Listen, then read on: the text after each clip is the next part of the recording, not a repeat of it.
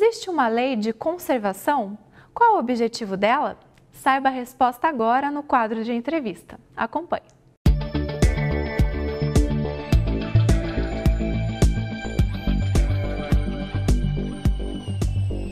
Olá, que bom que você está conosco. Está começando agora nosso bate-papo, nossa entrevista.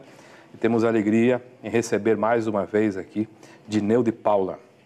Seja bem-vindo, Dineu. Obrigado, Márcio. Especialista em leis morais agora, Dineu.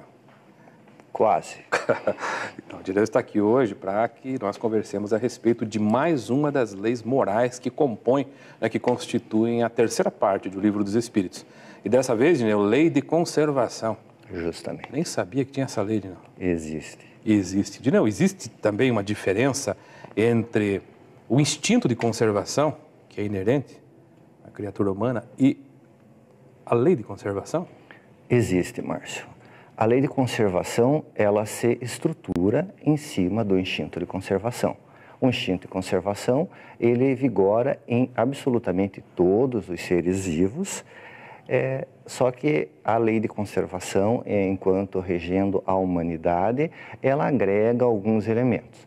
Porque o papel do instinto é guiar em sua plenitude os seres irracionais, certo? Então, em relação aos animais, o instinto é um guia seguro e ele vigora em toda a sua plenitude. E o que o instinto de conservação faz, já que a lei de conservação se estrutura em cima dele?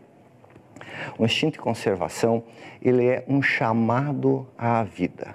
Ele faz com que o ser busque instintivamente preservar a sua vida, fugir de perigo, buscar segurança e bem-estar.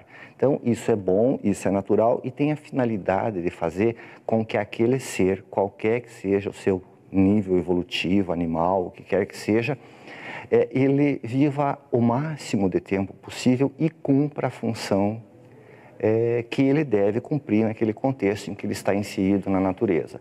Então, em relação ao homem, por exemplo, um dos resquícios do instinto de conservação, e existem vários. Se você coloca a mão no fogo, instintivamente você tira, a dor faz você tirar. Isso é para que você preserve a sua vida e para que você não se machuque.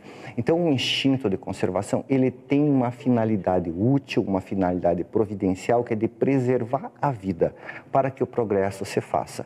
O único problema do instinto de conservação, quando ele cresce demais, quando ele extrapola um certo limite, que ele deixa de ser bom e ele degenera em egoísmo, certo? Então, por quê? Na vida animal, a competição pela vida, ela faz com que o ser cumpra todo o seu papel. Se você for pensar no contexto da vida animal que se dá na natureza, esse contexto de predador e presa, o predador ele tem a finalidade de regular a quantidade dos seres que existem ali na natureza, entende? Para que a natureza não se deprede, então ele controla a população dos que estão abaixo na cadeia alimentar e nesse processo em que ele busca caçá-los, ele desenvolve o rudimento de inteligência que ele tem, ao mesmo tempo que quem está sendo caçado também buscando se defender, proteger suas crias, também naquele processo de busca e pega, eles realizam o papel que lhes cabe no contexto da criação e está de acordo e até nesse processo, digamos, quando a caça acontece, aquele processo de dilaceração, segundo Joana de Ângeles, esse processo da dor no reino animal, ele ajuda o ser a tomar consciência da sua individualidade. Só que a vida humana, ela, embora envolva um aspecto de competição, ela não se cinge a isso. Claro que há um aspecto de competição, porque nem todos numa sociedade conseguem atingir exatamente o mesmo nível de bem-estar. Então, existe uma competição que também instiga a inteligência e faz desenvolver habilidades.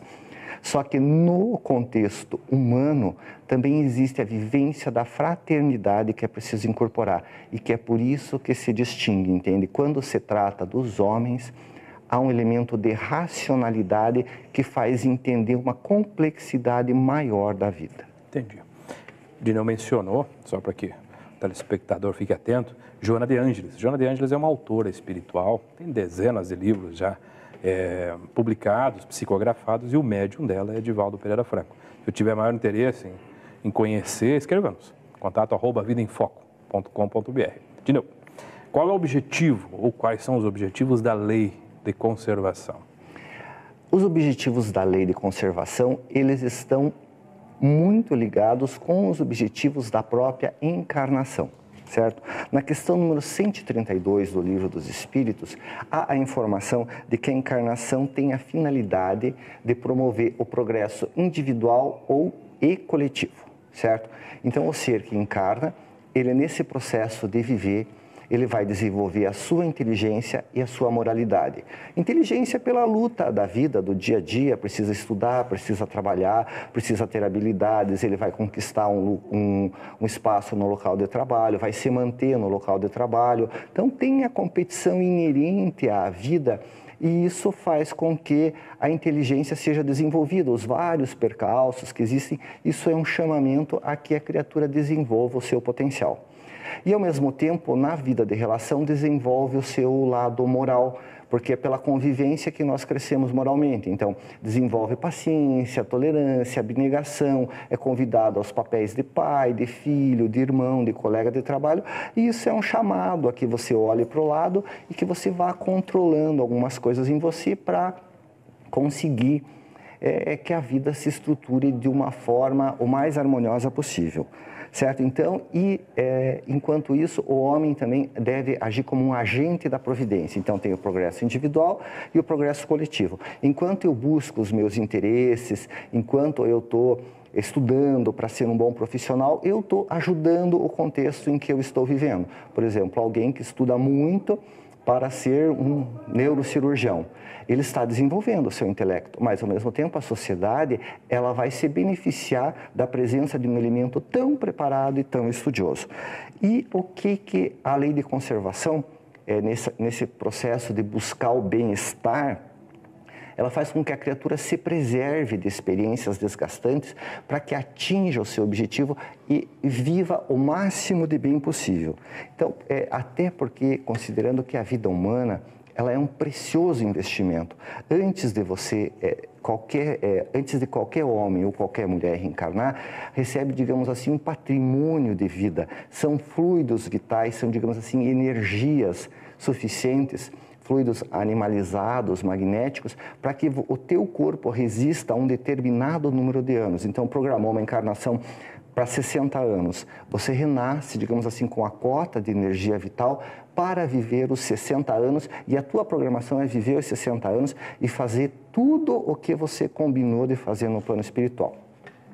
E a respeito disso, tem no livro Missionários da Luz, de André Luiz, Espírito André Luiz, pela psicografia de Francisco Cândido Xavier, a figura que se chama de completista. E o que seria o completista? É alguém que esteve na Terra, utilizou com sabedoria a sua energia vital, viveu todo o tempo que precisava e fez tudo o que planejou. Não é só viver bastante e viver bem, bem tranquilo, mas é também trabalhar e aproveitar as oportunidades. Então, a lei de conservação, com esse aspecto de instinto, de busca de bem-estar, ele é um misto de instinto e de razão funcionando para dar elementos para que a pessoa cumpra tudo o que prometeu e utilize ao máximo a experiência da Terra. Ok, Edneu, a gente faz um intervalo, fique conosco, a gente já volta. A Vida em Foco vai para uma pequena pausa e logo retornaremos com a segunda parte da entrevista. Aguarde!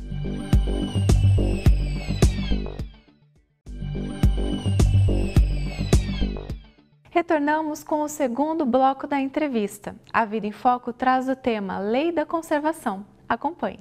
Muito bem, estamos de volta. E estamos conversando hoje com Dineu de Paula a respeito da Lei de Conservação, uma lei que faz parte das leis morais, da terceira parte, ou o terceiro livro, assim definido por Allan Kardec, de O Livro dos Espíritos. Dineu, você já falou, né, da diferença entre lei de conservação e instinto de conservação, que um está estruturado no outro. Você já falou dos objetivos da lei de conservação e qual é a essência, a leitura que se faz ali do texto, das perguntas que Allan Kardec faz aos espíritos, do texto e das considerações dele. O que se pode depreender da essência dessa lei? Eu extraio, a minha leitura é que dessa lei surge um dever e um direito de buscar o bem-estar e de buscar ser feliz. O desejo do bem-estar é natural e é bom no ser humano. Então, as dificuldades, os desafios, as dificuldades e os problemas da vida, eles são desafios que devem ser vencidos. Então, a criatura precisa, digamos, ter um certo apetite de vida. Não é bom ser um conformado, ser um derrotado. Eu nasci num contexto difícil, a minha família é pobre, eu tenho alguma enfermidade, então eu estou fadado a um insucesso. Não é. São provas, não são desafios. Eu preciso, digamos assim, ter um pouco de sangue no olho, de buscar o meu interesse, de fazer projetos, de sonhar e de ter a coragem de me lançar nisso. Isso também serve para quem tem dinheiro, né, Gineu? Para todo mundo, né, Márcio? Sacia a pessoa, aquele fastio, muito dinheiro, muito recurso, a pessoa às vezes se acomoda também, não é isso? Mas é preciso ter algum então, sonho. Não só para nós pobres, né? Mas fala para os ricos também. Não, mas é preciso, entende?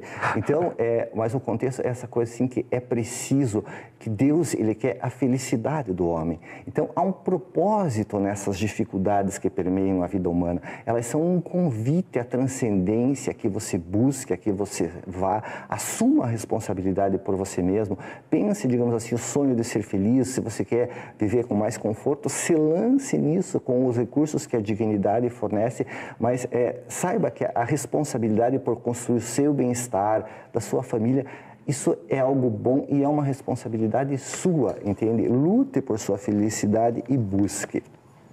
E o que se extrai também disso é que não há vantagem nenhuma em privações e em sofrimentos voluntários. Deus quer o bem de seus filhos. Ele não se agrada que você sofra à toa, digamos, eu vou ficar sem me alimentar toda sexta-feira, sei lá, durante determinado mês do ano, ou vou ficar sem dormir, vou fazer penitências, vou ter provações para ver se agrada a Deus. Deus é meu Pai, Ele não se agrada que eu sofra. Você não vai encontrar um pai que se agrada do sofrimento do filho. Então, as dificuldades, elas vêm naturalmente na vida das pessoas e o papel é superar e buscar ser feliz.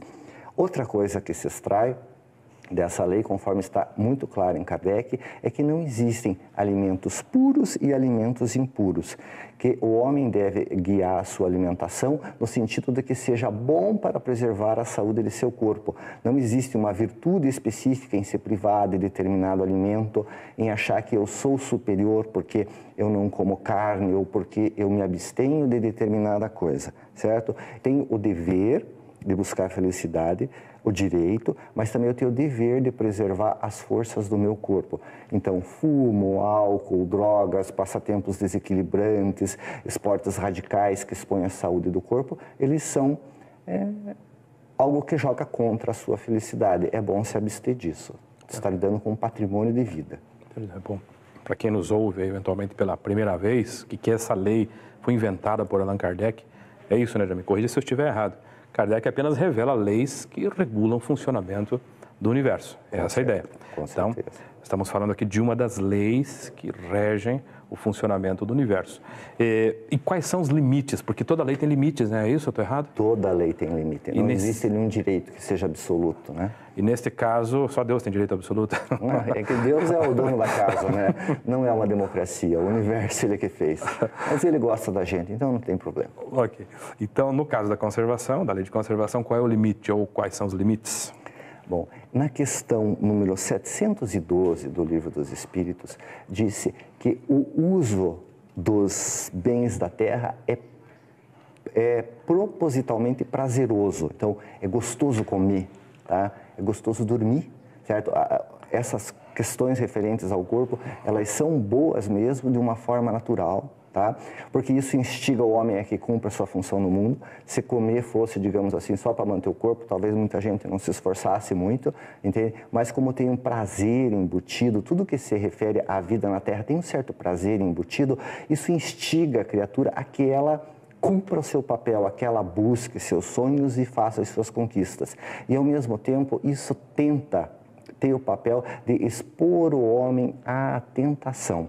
E essa tentação visa a desenvolver a razão para que ele perceba o limite entre o uso e o abuso, tá? Então, nós temos o que seria a tentação.